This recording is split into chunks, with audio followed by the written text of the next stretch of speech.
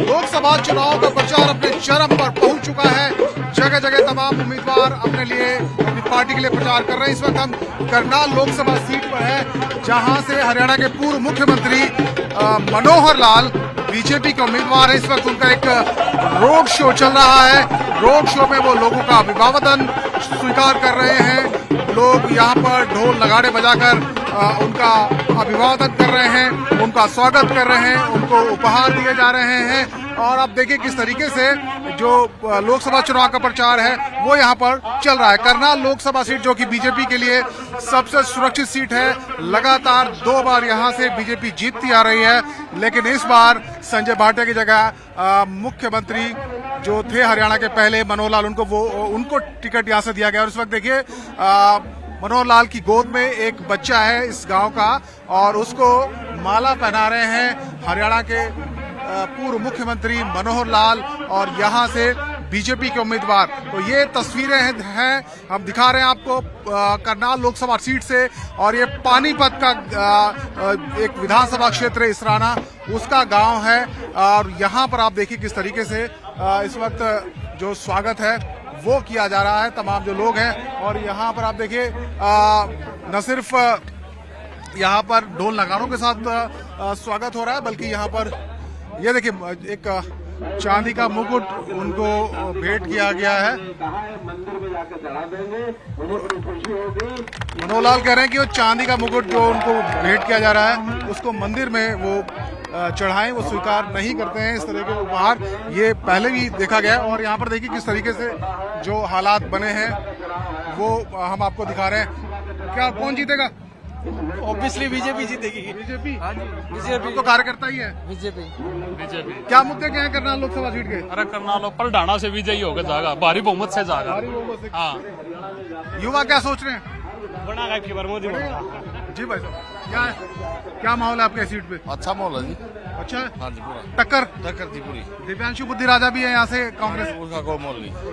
और देखिए यहाँ पे जो पारंपरिक वेशभूषा है उनमें भी उसका भी इंतजाम यहाँ पर किया गया। जो कैंडिडेट है उनका स्वागत यहाँ पर किया जा रहा है। मनोहर लाल जो कि बीजेपी के उम्मीदवार हैं, ये पारंपरिक जो वाद्य यंत्र है, पारंपरिक जो वेशभूषा है हरियाणा की, उसको पहन के जो यहाँ के कलाकार है, जो फोक म्यूजिक है हरियाणा का, वो हमें देखने को मिल रहा है। गाँव है और आप देखिए नजारा ये लोकसभा चुनाव का प्रचार का यहाँ पर जबरदस्त देखने को मिल रहा है। किस तरीके के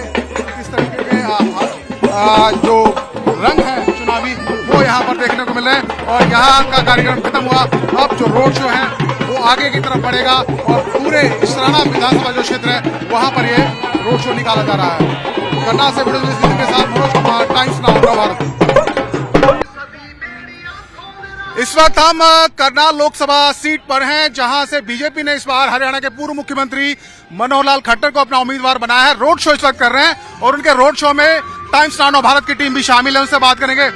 मनोहर लाल जी, किस तरीके से माहौल देख रहे हैं? तो कई दिन हो गए प्रचार करते हुए आपको यहाँ। दिनेश जी देखिए, पूरे हरियाणा में मैं घूम रहा हूँ और हर एक लोकसभा क्षेत्र के अंदर इसी प्रकार का उत्साह दिखाई दे रहा है। जैसे आज आप देख रहे हैं, आज मैं रोड शो के माध्यम से लगभग 15 गांवों के अंदर जाऊंगा और गांवों के अंदर सैकड़ों हजारों की संख्या में उपस्थित हो रहे हैं लोग और आश्वासन दे रहे हैं कि आने वाले 25 तारीख को ज्यादा संख्या में वोट डाल के हमारी सभी 10 की 10 सीटों को लोग जिताएंगे। हमारी रैलियां लगभग 1.5 महीने से हम तैयारी कर रहे हैं, जबकि सामने कांग्रेस के सामने कोई व्यक्ति सामने मैदान में आ ही नहीं रहा। अब आए हैं तो केवल नामांकन भर के अपने अंदर घुस रहे हैं बिलों के अंदर। इस प्रकार का कोई जनता को उत्साह उनके प्रति नहीं है।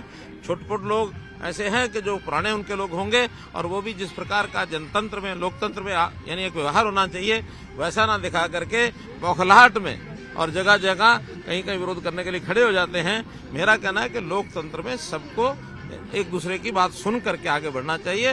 लोकतंत्र में सबको अपने विचार रखने की आजादी होती है। फिर भी हरियाणा की जनता बहुत ही एक सुंदर ढंग से आगे बढ़ करके भारतीय जनता पार्टी को जिताएगी। सर, कांग्रेस का जिक्र आपने किया, दिव्यांशु बुद्धि राजा को यहाँ से टिकट दिया है और आज ही हाईकोर्ट में उनकी सुनवाई थी, उनको सरेंडर करने के लिए कोर्ट ने कहा 7 तारीख को। तो इस प्रकार के जो आरोप हैं या केसेस चल रहे हैं, ऐसे कैंडिडेट को आप कैसे देख रहे हैं अपने सामने? देखिए, ये कांग्रेस का कोई, मुझे नहीं लगता कि पहला ऐसा विषय है। उनके जितने भी कैंडिडेट पहले खड़े होते रहे हैं, दागी कैंडिडेट होते हैं, दोषी होते हैं, कहीं ना कहीं मुकदमे में फंसे होते हैं। इनके तो घोषित होने के बाद हमको पता लगा कि ये भी कोर्ट ने इनको भगोड़ा घोषित किया हुआ है, और भगोड़ा घोषित होने के बाद उन्होंने हाई कोर्ट के अंदर शायद बेल की अपील लगाई होगी, वो भी आज जो है हाई कोर्ट ने रिजेक्ट कर दी है। अब इसके बाद पुलिस का काम है, वो सरेंडर करने के लिए कहा है उनको। हाँ, बस ठीक है, सरेंडर करने के लिए कहा तो उनको करना ही चाहिए और करना भी पड़ेगा। तो इसलिए कोर्ट की अवमानना ये किसी को भी नहीं करनी होती है, तो वो निश्चित रूप से सरेंडर करेंगे। मुख्यमंत्री रहे आप सर 9.5 साल, और बहुत काम आपने किए। यहाँ लोगों के बीच जब जा रहे हैं, अपने कामों को गिनवाते हैं, तो लोग क्या फीडबैक दे रहे हैं आपको? लोग बहुत पसंद हैं। हमारी सरकार की पारदर्शिता है, हमने भ्रष्टाचार के प्रति जो अपना एक कड़ा रुख रखा हुआ है, और जो एक पारदर्शिता, इस नाते से जितने भी हमने कार्यक्रम चलाए हैं सबके प्रति लोगों का एक रुझान अच्छा हुआ है। हमारी नौकरियां बिना पैसे, बिना पर्ची खर्चे के जो मिल रही हैं, बदलियां ऑनलाइन ट्रांसफर हो रही हैं, किसानों को 14 फसलों का एक प्रकार से MSP पर उनकी बिक्री हो रही है, सीधा पैसा उनके खातों में जाता है, और कितने ही विषय जो जनता के वर्षों पुराने पेंडिंग पड़े थे उनको हमने हल किया है। जनता को हमारे से अपेक्षा है कि और बची समस्याएं भी हम ही हल करेंगे। राष्ट्रीय स्तर पर हम देख रहे हैं कि कई हाइपोथेटिकल मुद्दे भी चल रहे हैं कि संविधान बीजेपी खत्म कर देगी, बदलाव कर देगी, आरक्षण खत्म कर देगी। इन चीजों का प्रभाव है, और आप इन आरोपों को कैसे देख रहे हैं? देखिए, कांग्रेस की बौखलाहट होने के बाद उन्होंने तरह तरह से ऐसे विषय छेड़ दिए जिसका कोई सिर पैर नहीं है। मोदी जी ने कहा है अगर डॉक्टर अंबेडकर दोबारा से जन्म लेके आ जाए तब भी संविधान को बदला नहीं जा सकता। संविधान हमारे देश की आत्मा है, हमारे शासन करने की प्रणाली की वो एक प्रकार की गंगा है, गीता है। इस गीता को कोई बदल नहीं सकता, कोई चेंज नहीं कर सकता। उसके अंदर पहले भी अगर आवश्यकता पड़ने पर संशोधन तो होते हैं, लेकिन कभी भी संविधान बदलने की बात स्वतंत्र भारत में आने के बाद ये सब बेमानी है और एक प्रकार का झूठ का पुलिंदा उनको। हम गरीबी हटाएंगे, हम लाख रुपया देंगे, हम जो है तरह तरह के जो प्रलोभन दे रहे हैं, हम जो है OBC में मुसलमानों को और उनको शामिल करेंगे, हम इस आरक्षण को समाप्त करेंगे, ऐसे ऐसे विषय जो कर रहे हैं, ये सब एक प्रकार का उनका जो हताशा का एक कारण है वो बना हुआ। पॉलिटिकल पंडित कह रहे हैं कि 400 सीटें तो पार नहीं हो रही हैं, और हरियाणा में भी ग्राफ गिरा है। आपका क्या आकलन है? मेरा कहना है कि 400 सीटों का जो लक्ष्य पूरा होगा एकदम।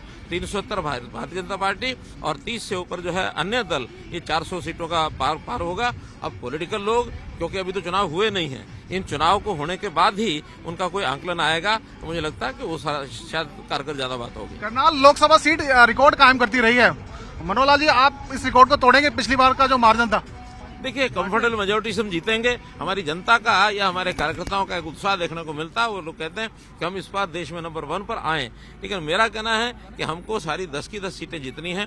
उन 10 की 10 सीटों पर बराबर मेहनत करके हम हरियाणा की 10 सीटें मोदी जी की झोली में डालेंगे। धन्यवाद सर। तो मनोहर लाल जो कि उम्मीदवार हैं करनाल लोकसभा सीट से, हरियाणा के पूर्व मुख्यमंत्री हैं, 10 की 10 सीट जीतने का दावा उनका अभी भी बरकरार है, और वो कह रहे हैं कि फिर से मोदी सरकार देश में बनेगी। तो लोकसभा चुनाव प्रचार अपने चरम पर है, और करनाल लोकसभा सीट का हाल हम दिखा रहे हैं, जो कि सबसे हॉट सीट है, क्योंकि यहां से उम्मीदवार हैं बीजेपी के मनोहर लाल खट्टर।